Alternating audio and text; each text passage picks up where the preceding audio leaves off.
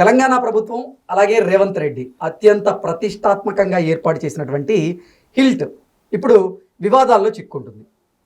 ఇంతకీ ఈ హిల్ట్ వల్ల స్కామ్స్ జరిగినాయా లేదంటే దీని మీద కేవలం ప్రచారమే జరుగుతుందా అనేది మనం పూర్తి స్థాయిలో విశ్లేషణ చేసుకుందాం. ప్రస్తుతం మనతో పాటున్నారు రియల్ ఎస్టేట్ రంగంలో 20 సంవత్సరాలకు పైగా సుదీర్ఘమైనటువంటి అనుభవం కలిగినటువంటి ప్రముఖ real estate expert Smita Krishnamurthy గారు. వారితో మాట్లాడదాం. మేడం నమస్తే. మేడం నమస్తే అండి. ఇప్పుడు రేవంత్ రెడ్డి గారు తెలంగాణ ప్రభుత్వం ప్రతిష్టాత్మకంగా తీసుకొచ్చినటువంటి ఈ హిల్ట్ అయితే వివాదాల్లో చిక్కుంది మేడం. ఈ హిల్ట్ ద్వారా స్కామ్స్ జరుగుతున్నాయని కొంతమంది ఆరోపణలు చేస్తూ ఉన్నారు. అసలు ఈ హిల్ట్ వల్ల ఉపయోగం ఏంటి? నిజంగా ఈ హిల్ట్ ద్వారా స్కామ్ జరుగుతోందా అంటే ఏం చెప్తారు? హిల్ట్ అనేది actually is a very good move from the government అండి. ఎందుకంటే ఇండస్ట్రియల్ జోన్స్ ఏదైతే సిటీ లిమిట్స్లో ఉన్నాయో వాళ్ళ ఇండస్ట్రీస్ని క్లోజ్ చేసేసుకొని సిటీ అవుట్స్కర్ట్స్లో వాళ్ళకి ల్యాండ్ అలొకేట్ చేస్తున్నారు. అంటే ఇప్పుడు for example I tell you, ఇప్పుడు మనకి బాలనగర్ సైడ్ వెళ్తే మనకి చాలా ఇండస్ట్రియల్ ఏరియాస్ ఉన్నాయి. ఓకే, దీనివల్ల ఏమవుతుందంటే పొల్యూషన్ పెరుగుతుంది. ఎందుకంటే మనకి ఇప్పుడు చుట్టుపక్కల అంతా రెసిడెన్షియల్ ఏరియాసే ఉన్నాయి. Residential areas, schools, corporates. So what happens is ఈ రెసిడెన్షియల్ ఏరియాస్ మధ్యలో ఈ కైండ్ ఆఫ్ మ్యానుఫ్యాక్చరింగ్ యూనిట్స్ కానీ ఇండస్ట్రియల్ ఏరియా ఉంటే పొల్యూషన్ ఎక్కువ అవుతుంది. అది air pollution and water pollution రెండూ ఎఫెక్ట్ అవుతుంది. సో గవర్నమెంట్ ఏం చేశారంటే షట్ డౌన్ చేసేసారు. అంటే long back only these industries way shut down. ఇప్పుడు ఏం చేస్తున్నారంటే ఆ ల్యాండ్ని ఐడియల్ ఉంచకుండా వాళ్ళు ఆ ల్యాండ్ ఏదైతే జోనల్ ఉన్నాయో సిటీకి అవుట్స్కర్ట్స్లో they are dedicated industrial zones కొని క్రియేట్ చేసి ఈ ప్రాపర్టీస్ ఏవైతే ఉన్నాయో అంటే ఈ ఫంక్షనల్ మ్యానుఫ్యాక్చరింగ్ యూనిట్స్ ఏవైతే ఉన్నాయో అక్కడికి షిఫ్ట్ చేసేస్తూ ఉన్నారు.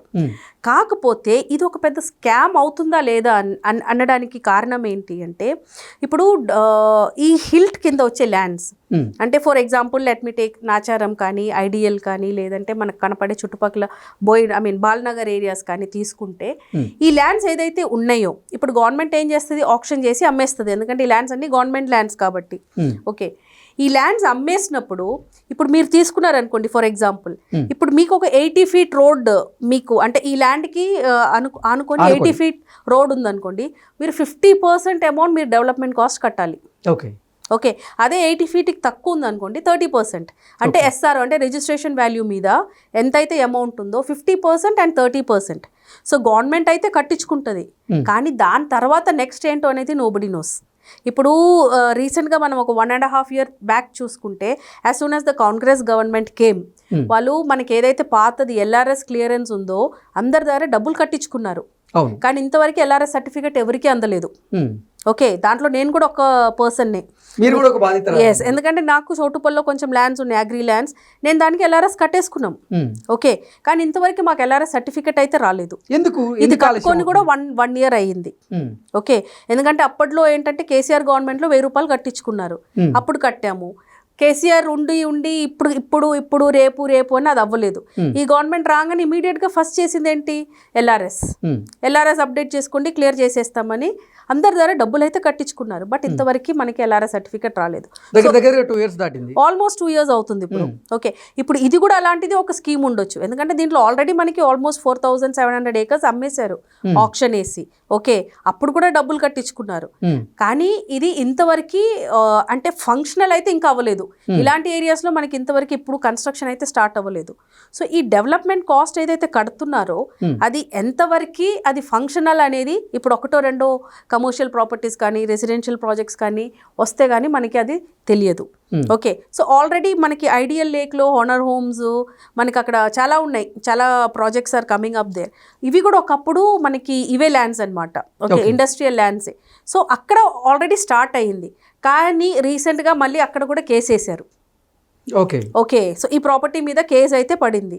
సో ఇది over a period of time ఇది ఎంత జెన్యున్ అనేది మనం జడ్జ్ అయితే చేయలేమండి. ఎందుకంటే గవర్నమెంట్ చేంజ్ అయ్యే కొద్దీ రిఫార్మేషన్స్ ఆర్ హ్యాపెనింగ్. ఈ గవర్నమెంట్ చేసింది వాళ్ళకి నచ్చట్లేదు, పాత గవర్నమెంట్ చేసింది కొత్త గవర్నమెంట్కి నచ్చట్లేదు. ఎగ్జాక్ట్లీ. ఇప్పుడు ఈ హిల్ట్ మీద కేటీఆర్ గారు కొన్ని ఆరోపణలు చేస్తున్నారు. దాంతో పాటుగా కాంగ్రెస్ పార్టీ నేతలు ఏం చెప్తున్నారంటే అసలు ఈ హిల్ట్ అనే ఐడియా మాది కాదు కదా, మీదే కదా, మీరు ఇంప్లిమెంట్ చేయడంలో విఫలమయ్యారు, మేము ఇప్పుడు ఇంప్లిమెంట్ చేస్తున్నాం అన్నట్లుగా వారు చెప్తూ ఉన్నారు. ఇప్పుడు ఇంప్లిమెంట్ చేసినా కూడా చాలా ప్రాపర్టీస్ మీద కేసులు అయితే పడ్డాయి కదండి. Okay, so who will rectify that? Which government will rectify that? ఇప్పుడు బిల్డర్స్ అయితే ల్యాండ్ కొనుక్కున్నారు ఆప్షన్లోనే, కానీ ఇప్పుడు కేసు ఎవరు సాల్వ్ చేస్తారు? ఈ గవర్నమెంట్ సాల్వ్ చేస్తుందా, పాత గవర్నమెంట్ సాల్వ్ చేస్తుందా? సో బలి అయింది ఎవరు అక్కడ? It's the builders. Okay. Yeah, so ఇలాంటి రిఫర్మేషన్స్ అది ఇంకా కూడా రావచ్చు. ఎందుకంటే మీరు షాద్ నగర్ రోడ్ మీద వెళ్తుంటే మీరు ఎంఎస్ఎన్ ఇండస్ట్రీస్ ఒకటి కనపడుతుంది షాద్ నగర్ నుంచి జడ్చెర్ల బెంగళూరు హైవేలో. Okay. MSN company already it was in Balanagar ఏరియాలో ఉండే ఒకప్పుడు. Okay, this happened around some 7-8 years back or might be 10 years అవుతుంది అనుకుంటా, ఆల్మోస్ట్ నియర్ బై. సో చేసింది కరెక్ట్గా చేయాలి. ఓకే. ఓకే, సగం సగంలో చేసి జనాల్ని కన్ఫ్యూజ్ చేయటం అనేది ఇట్ ఈస్ వెరీ అంటే ఇది ఒక కైండ్ ఆఫ్ తంత్రం అంతే. ఓకే. ఇప్పుడు ఈ హిల్ట్ వల్ల బిల్డర్స్ మీద ఎటువంటి ప్రభావం చూపిస్తుంది మేడం?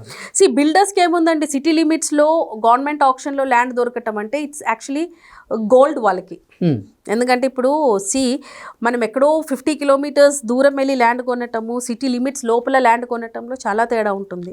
యా, అండ్ బిల్డర్స్కి ఏంటంటే సిటీ లిమిట్స్లో హై రైస్ కడుతున్నాము అంటే it's like a hot cake for them. Okay, అదొక కేక్ వాక్. అది బిల్డర్ అయినా, ఇప్పుడు రెసిడెన్షియల్ కింద ఇప్పుడు ఎండ్ యూజర్ అయినా కూడా సిటీ లోపల ఉన్నాం రా బాబు అంటే చాలా హ్యాపీగా ఫీల్ అవుతారు. రైట్ వెళ్తే జూబ్లీ హిల్స్, లెఫ్ట్ వెళ్తే మియాపూర్, స్ట్రైట్ వెళ్తే హైటెక్ City, it's very easy. But the problem is ఇది ఎండ్ యూజర్ వరకు వచ్చేటప్పటికి ఎన్ని కాంప్లికేషన్స్ని పాస్ అవ్వాలి అనేది ఇంతవరకు క్లియర్ అయితే అవ్వలేదు. బికాస్ ఇలాంటి ప్రాపర్టీస్ రీసెంట్గా జరిగింది ఆప్షన్లో.